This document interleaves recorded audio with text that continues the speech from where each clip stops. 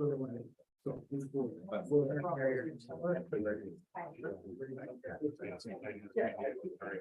time. Actually, and I was glad that I went more to the educational classes. 7:30, we call the meeting to order. Pledge of allegiance. Pledge allegiance to the flag.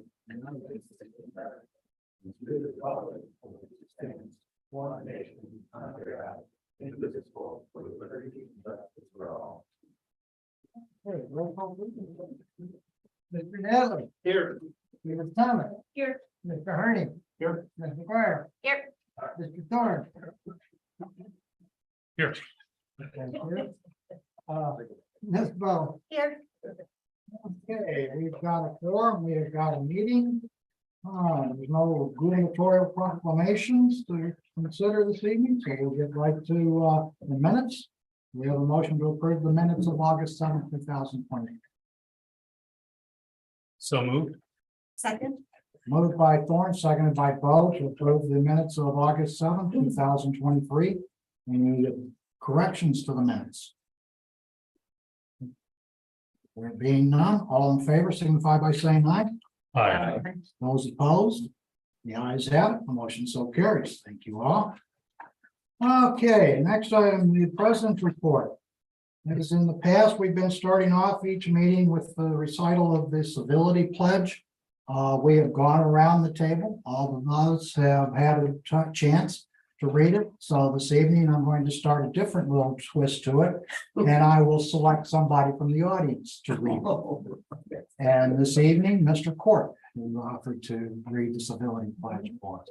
In the interest of civility, I pledge to promote civility by listening, being respectful of others, acknowledging that we are all striving to support and improve our community, and understanding that we each may have different ideas for achieving that objective. Thank you, John. Appreciate it. Okay, with the president's report. After the last meeting, there were a few questions that begged to be answered. And one of those questions concerned 1601 West Main Street. Just a timeline on that situation.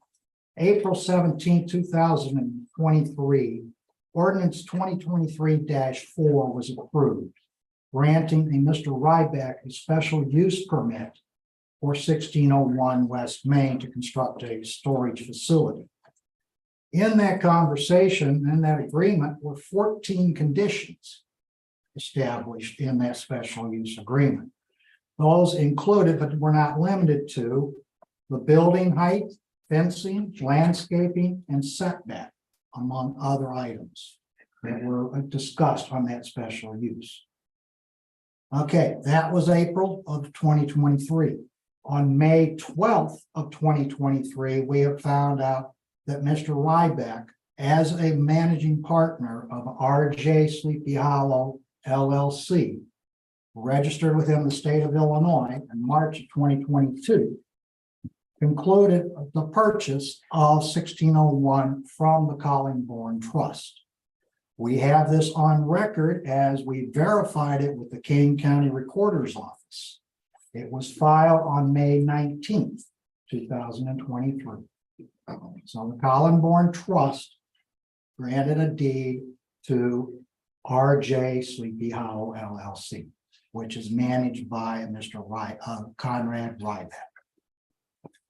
Okay, that establishes the ownership, and we've got it. It's the Kane County Recorder's Office. Okay, when the question of property ownership, we go to the assessor's office, we go to the Kane County Recorder's Office. The Village of Sleepy Hollow has nothing to do with property handling at all. So when it comes down to who owns property, that's where we need to go to find those answers. Okay, then on or about the 25th of July, the owner, now Mr. Ryback, proceeded to remove trees and brush from the site. There was no village permit required or obtained for this process. Okay, there is no permit required. So Now, the question came up, was this a violation of section 8.5.8A? Which discusses the woodlands and the removal of 40% of the woodlands from a business district property. We don't know. If you say the 40%, it looks like 40% was gone, but there is no process for permitting of the removal of trees from private property. So we have no inventory, we have no survey of that property, we have no idea what trees were where or what were removed. So who's to blame for that oversight? Us as a board members, or the planning and zoning who looked at it also? I mean, this process came before us all at least twice, and this was not picked up. However, if it had been noted, we would have still had the same situation. There is no process for it to be concluded. We do not require a permit for it. So, and this is just my question, he had, if I'm understanding this correctly, he did this partnership thing. He And obviously had them has a clear type. the trees, or Hmm? we don't, and he had them clear the trees, or we don't know. That's my Mr. As question. far as Cleared the well, trees Mr. after. Ryback had the trees cleared. Mr. Ryback owns the property as of May 12, 2023. Okay, So any activity on July 25th of 2023 had to have been the responsibility of Mr. Ryback. Now, we have no enforcement of section 8.5.8A at all. It's in the books with no teeth. There's no way we can enforce and I think that it. was. So that's the process, yeah. Right, and I think that's the point that the planning and zoning committee was trying to make, was that when they voted it down, was. They it was- never referenced It was, A. right, and I So understand that, that's, but it that's was, off the table. What we everything was a did talk concept. about was landscaping and setbacks and buffers. There's numerous comments about landscaping, Right. setbacks and buffers there were. in the conditions that are set, Mhm. which brings us to the next point. Although 8.58A cannot be enforced or done with anything with, we still have no site plan or building permits issued on that property.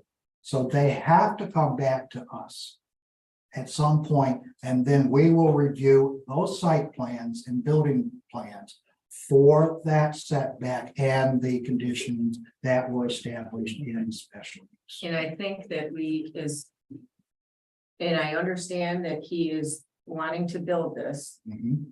I'm beyond that piece of it. I think that instead of, if he brings some plans back, it can't be just a concept is. This has to go through site plan review by the engineer and by the building department.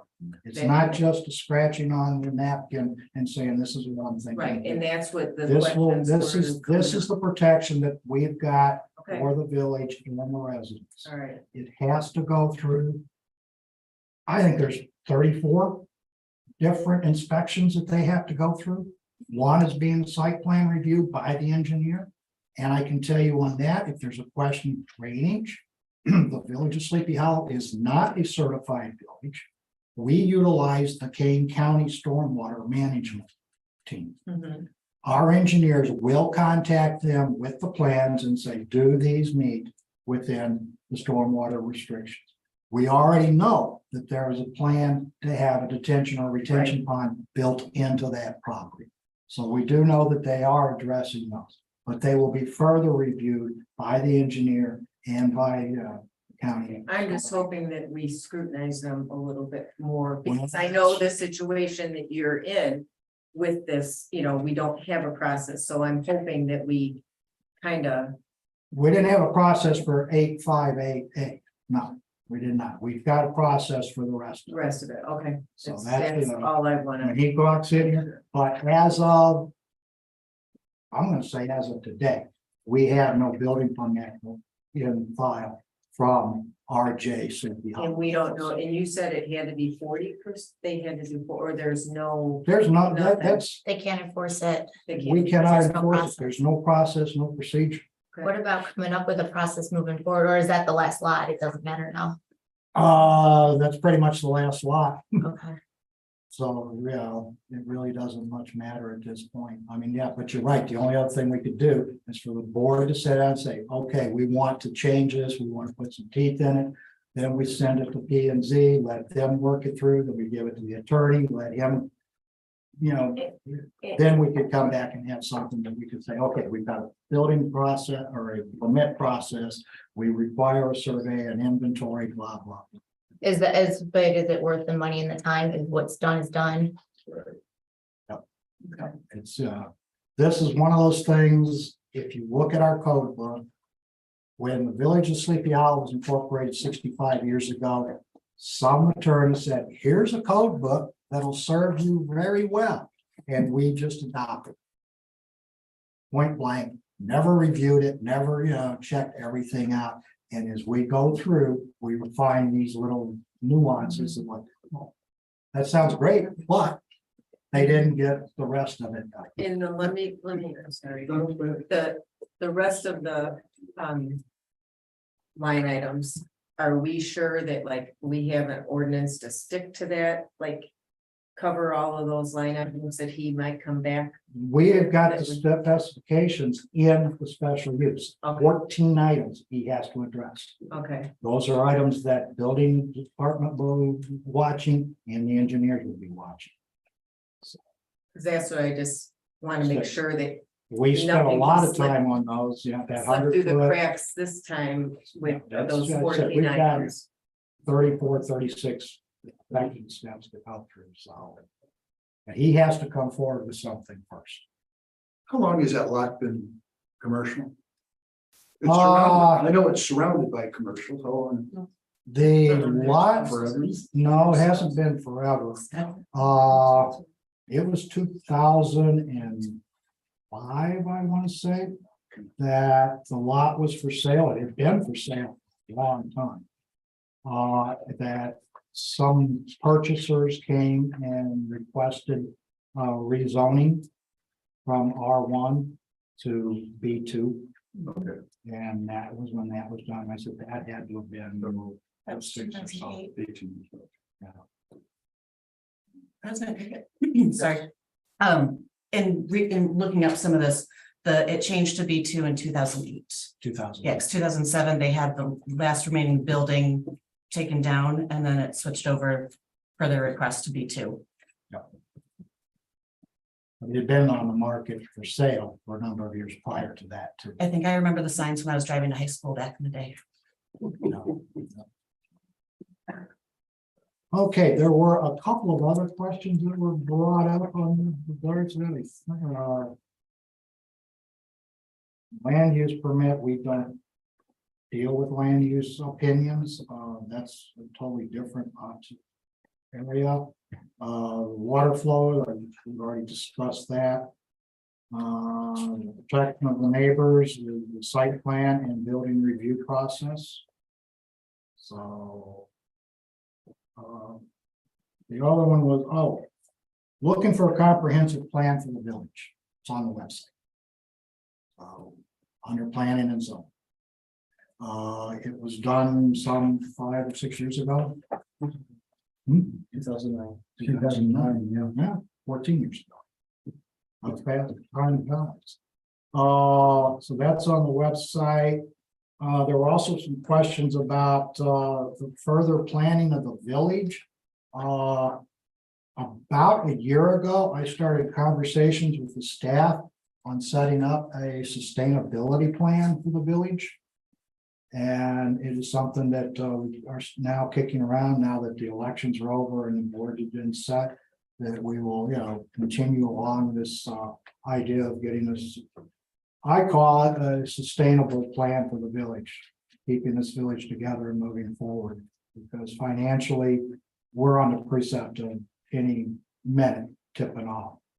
So I've asked, staff is helping. We're going to interview a couple of people about running not a seminar, a retreat type of situation for the board of trustees. We may open it up to the public for a couple of input comments. I've also, Eugene's looked over an old survey that we circulated in 2000 and one or two. Yeah. Somewhere in there. It's been a better part of 20 years. We're looking at, updating that to be more current to today's situation. The other thing we were looking at is a way to disperse it because of the expense. To print it, mail it, and have responses mailed back is going to get to be rather pricey. So at this point, we're kind of kicking around an idea of how to put it out, like maybe on the web for people to fill out.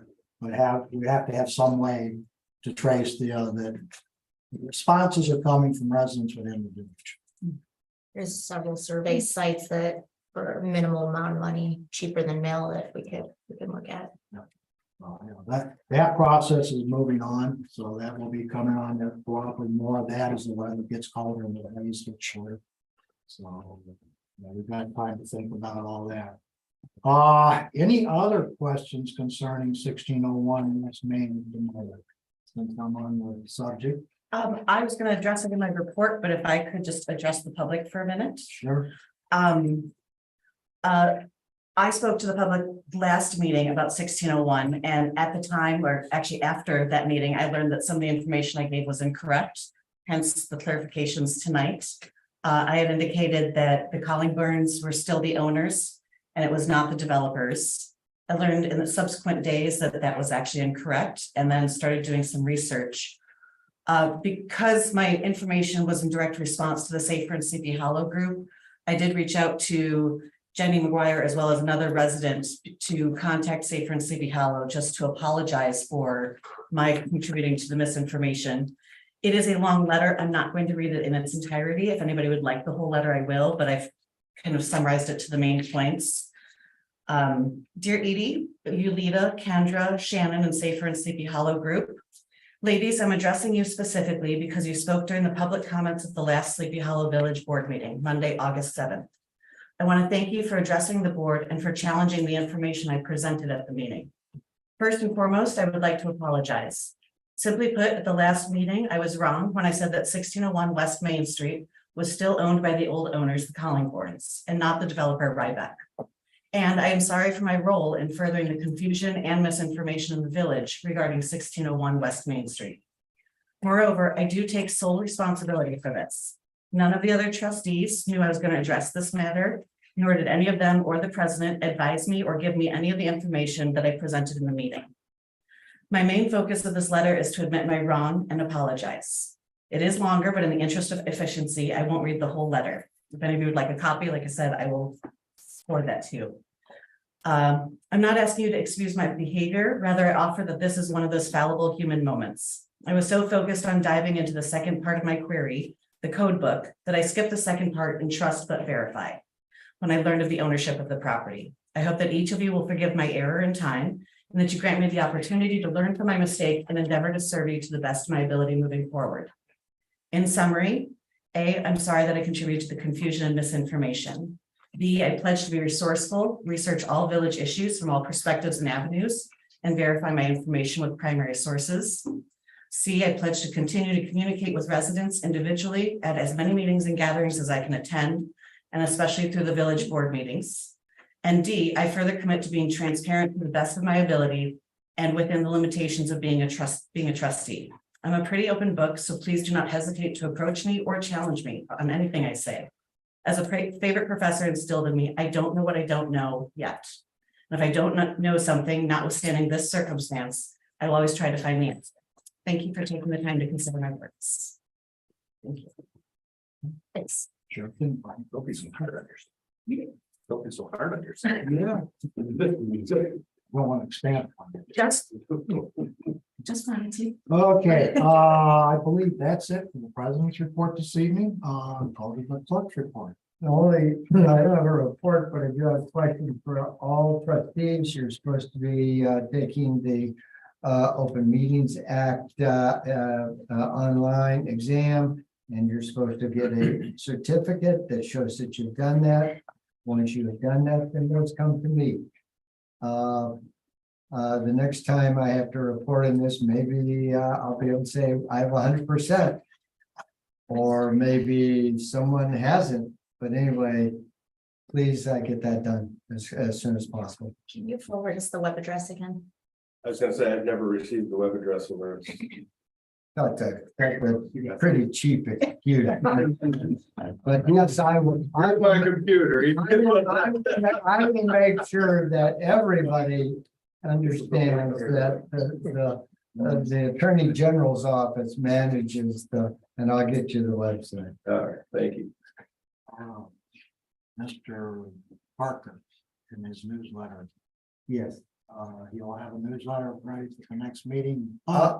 Evidently, some of us are absent with our articles for this issue. I was not gonna report I that. I was don't gonna know. let you do that. I don't know who is responsible for gathering those articles or who is late, but But the only those of us who might be late might have to write something shortly. and get The it. only thing I can tell you, I know the person that has completed, it, Ah, okay. and that is Chief Park, our Chief Planner. Aren't you special? I tried, Chief. We're gonna throw fastballs no matter what. Okay, anything else from the clerk's report? No, I got it fun. Thank you. Oh, next up is the roadie. Planning and zoning, no report this evening from P and Z.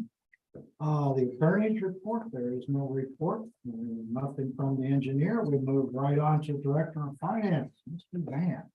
Request approval of the accounts payable in the amount of $154,401.12.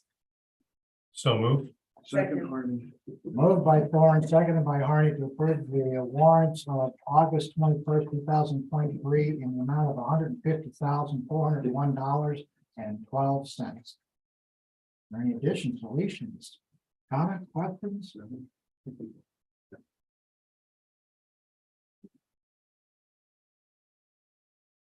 No questions, comments? Roll call then. There might be a question to wait now. $150,401. And 12 cents. Yeah, and 50. Yeah. Oh, No, you said it right. I said it wrong. okay. You had it written right. I had it written down. We're looking at the words right here. So, So, here, we're open. Okay, roll call. roll call. Ms. Bo, I was Canadian for a second. Mr. Dattley, Aye. Ms. Thomas, I, Mr. Thorne, Aye. Ms. McGuire, I, Mr. Harney. Aye. 6 affirmative votes, no negative votes, the motion so passes. Oh, That's all I have. okay. That's it for finance. We move to comments from the public.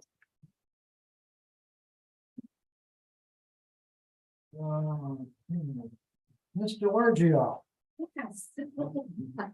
Just wanted to remind everybody that tomorrow night at Diamond Jim's, we're having a fundraising strategy kickoff meeting for fireworks in City Hall. We want to make sure that these continue to be a part of our City Hall tradition. And we've got a really good crew quietly quarterbacked by the service club.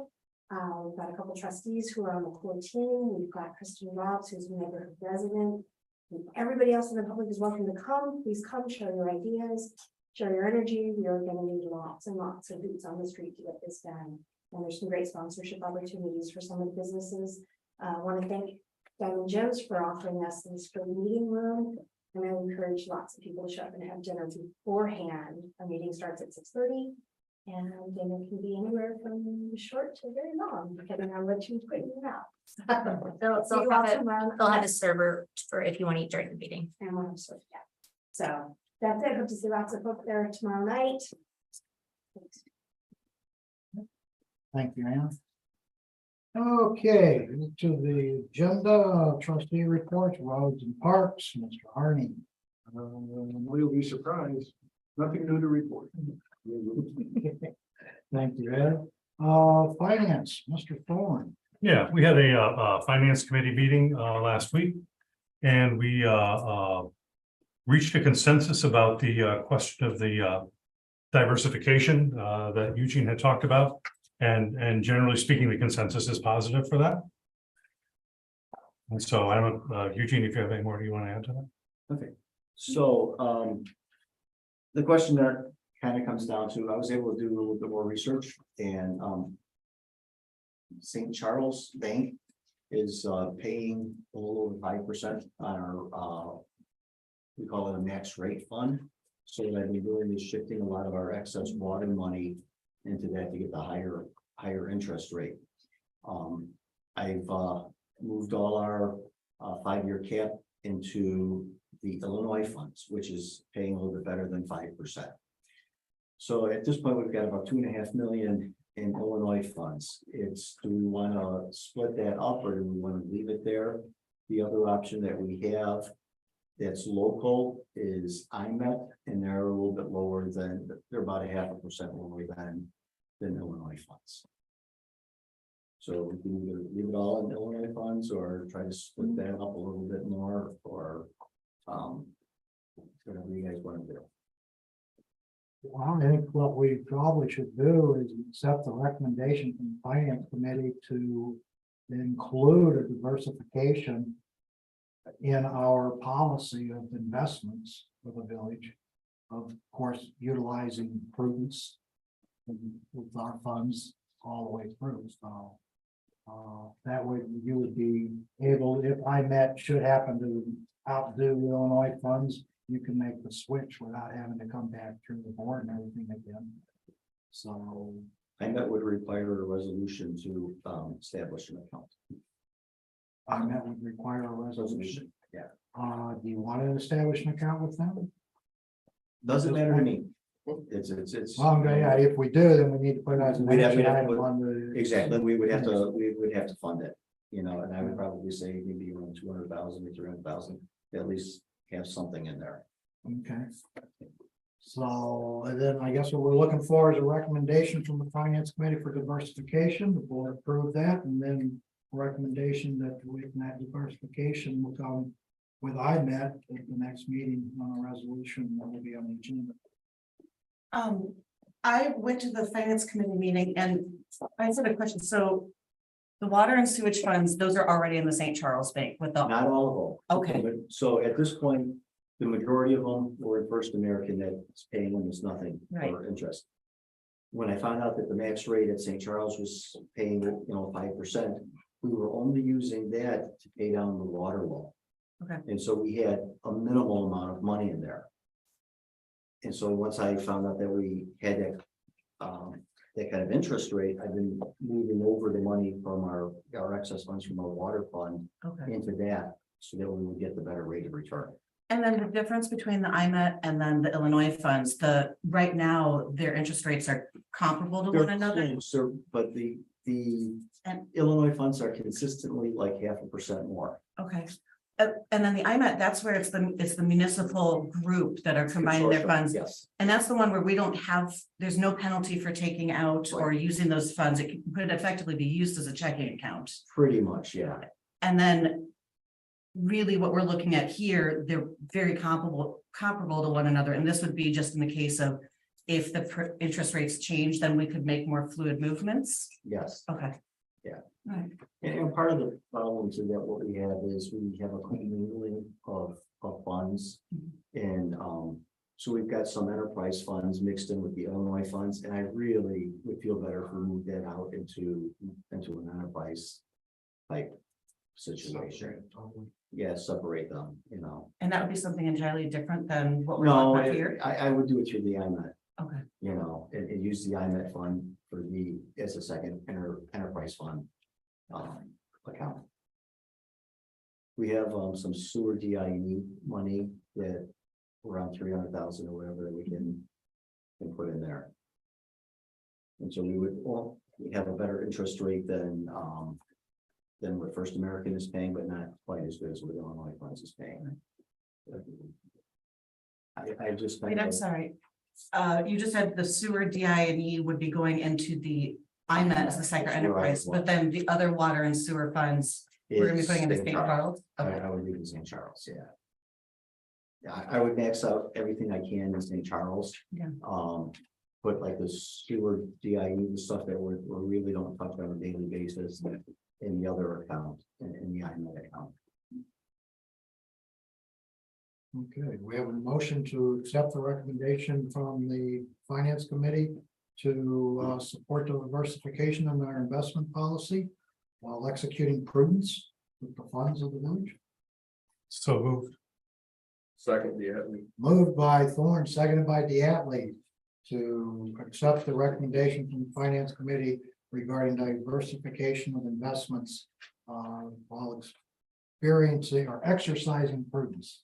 We're getting the use out of that word. Mr. Morris is gonna have to find a new one. You know, Okay. if I can make one comment, and I don't mean to embarrass Eugene, and I'm sure I will.